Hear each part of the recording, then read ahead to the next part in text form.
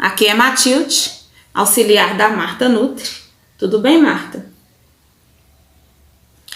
Então, hoje falaremos de pressão alta, hipertensão.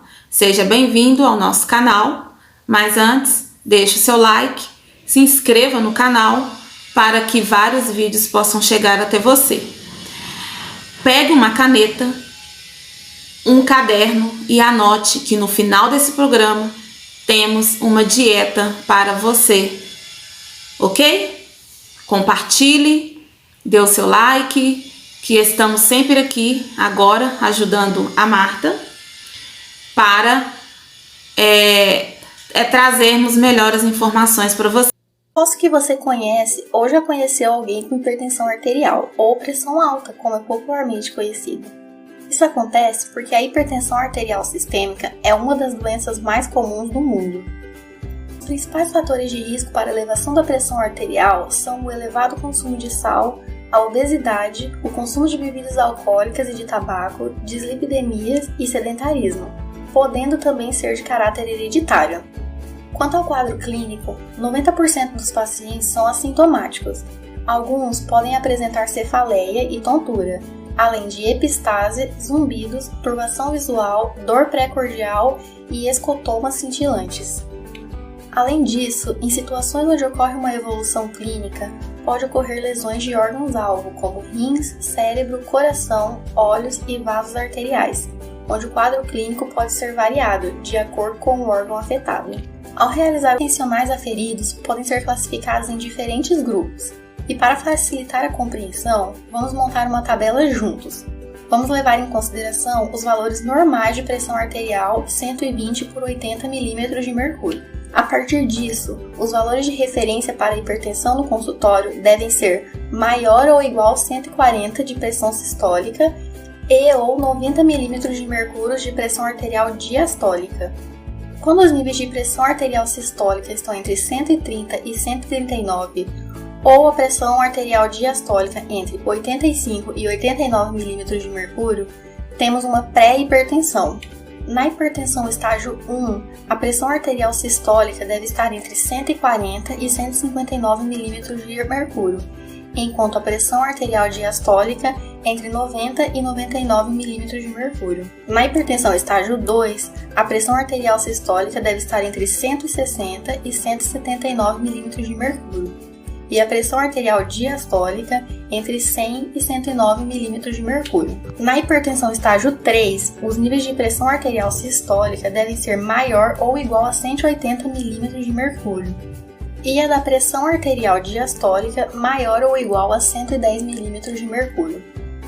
Para a gente entender melhor sobre a hipertensão arterial, é importante a gente tentar entender primeiro o que é a pressão arterial. A pressão arterial é a pressão, ou seja, a tensão que o sangue exerce dentro das artérias. Esse desenho ilustra bem isso. O sangue circula no interior dos vasos e sempre vai exercer uma pressão dentro desses vasos. Toda vez que o sangue é bombeado para fora do coração, é gerada uma tensão dentro das artérias que vão receber esse sangue. E isso aí é o que a gente chama de pressão arterial. A pressão arterial é medida ou aferida por um aparelho que é chamado de esfigmomanômetro, e ela é representada pela combinação de dois números.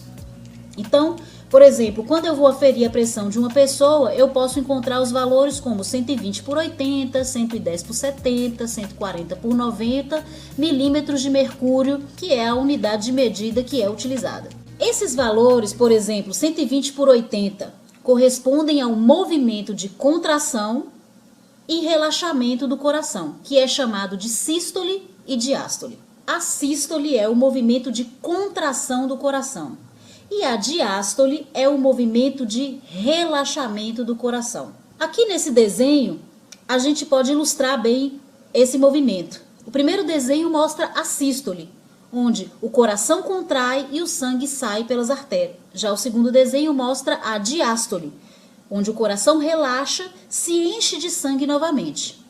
Então, quando a gente tem, por exemplo, 120 por 80 milímetros de mercúrio, o 120 corresponde à pressão sistólica que é a pressão com que o sangue é ejetado do coração para o interior das artérias. Já o 80 corresponde à pressão diastólica, que é a pressão de relaxamento do coração que ocorre quando ele se enche de sangue novamente. Bom, entendido o que é a pressão arterial, agora a gente precisa entender que para que a hipertensão ocorra, deve haver uma alteração no débito cardíaco e na resistência vascular. Tá, mas o que é débito cardíaco e o que é resistência vascular? É simples. O débito cardíaco é a quantidade de sangue que é bombeado do coração para o corpo através das artérias por um período de 1 minuto. Essa quantidade varia de 5 a 5,5 litros por minuto, mais ou menos. Para entender melhor o que é o débito cardíaco, vamos brincar um pouquinho. Imagine um sistema de irrigação de uma horta. Eu tenho uma caixa d'água e tenho também uma bomba que vai levar a água através dos canos e mangueiras para poder molhar a minha plantação. Então veja, quanto mais cheia tiver a minha caixa d'água, maior a quantidade de água que vai ser bombeada através da mangueira para chegar na plantação e maior também vai ser a pressão da água dentro da mangueira. Não é assim que acontece? Se eu tenho muita água, aumenta a pressão dentro do encanamento, dentro da mangueira, dentro do cano que vai chegar até a minha horta. Não é assim? Agora o seguinte, imagine que essa bomba de água seja o nosso coração, que a água seja o sangue, que a plantação seja o nosso corpo e que as mangueiras sejam nossas artérias. Agora ficou mais fácil, né? No nosso organismo, o processo é o mesmo. Quanto maior o volume de sangue bombeado pelo coração, maior será o quê?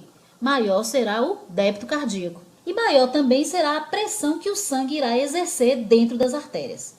Será que ficou claro? Bom, já a resistência vascular é a resistência das paredes dos vasos em relação ao sangue.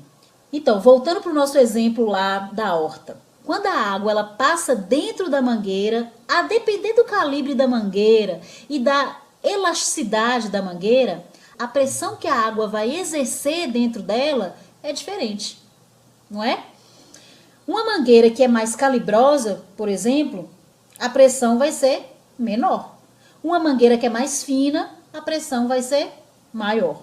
A mesma coisa vai acontecer também quando o sangue passar por dentro dos vasos. O sangue ele vai sofrer com a resistência dos vasos a depender do calibre e da resistência desses vasos. Por isso que ele vai receber o nome de resistência vascular.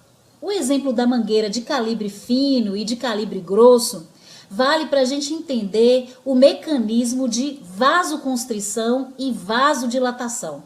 A mangueira de calibre fino corresponde às artérias em vasoconstrição e a mangueira de calibre mais grosso corresponde às artérias em vasodilatação. Então, quando o sangue ele passa por uma artéria com vasoconstrição, a resistência vascular fica aumentada e, portanto, ocorre a elevação da pressão arterial.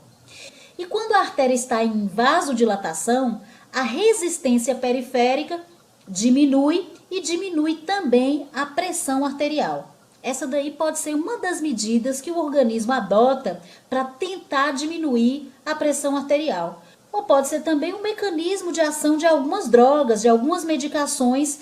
Oi gente, tudo bem com vocês? Estou aqui no canal da Marta Nutri, então vamos à dieta para você que está com hipertensão. Café puro ou com leite, pão doce, ou bolo fatia almoço.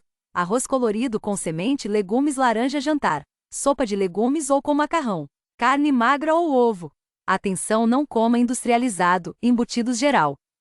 Manhã, café pão doce com manteiga ou ovo, carne, fátia de bolo caseiro. Almoço, arroz colorido com legumes, sementes, feijão. Temperos naturais, usar sal grosso em pouca quantidade. Jantar mais cedo, o mesmo do almoço, ou uma sopa com legumes, verduras. De folha, tomar muita água. Recomendação, pular um dos lanches para jejuar. O jejum revigora nossos órgãos, nos ajuda em todo aspecto da nossa vida. Exercício físico, qualquer um que você gostar. Não deixe de se movimentar. Meu abraço especial. Marta.